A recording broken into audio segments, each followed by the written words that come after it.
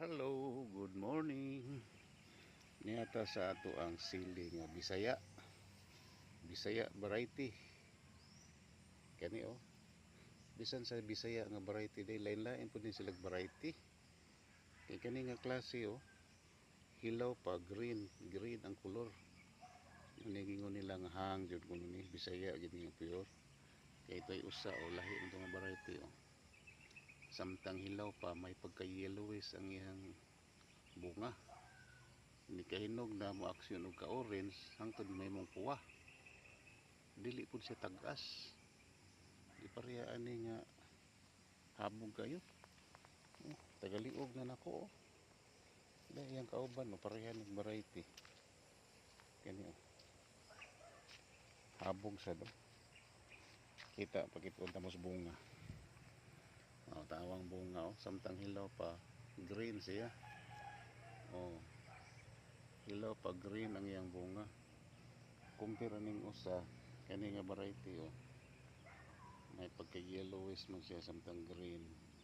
Kaon sa maning langgaman nagkaon eh. Ganang kay mga anong langgaman eh. Gitawag nila og sa tungan langgaman nakalimot ko. Di man pud tamsi. So Bisaya lain-lain sa variety di ay kani lain sa variety oh. Kari oh. May pagka-yellow siya samtang hilaw. Pero kani labong kayo. Green ang iyang bunga kung hilaw pa oh. Green na green. Ya siya sa green na green sa siya.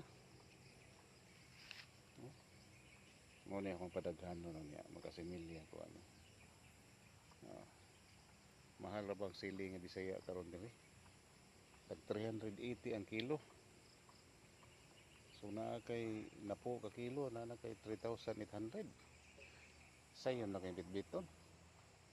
Ang kontra lang ani niya kay nay mga langga mga mukaon na mga kinanas langgam eh.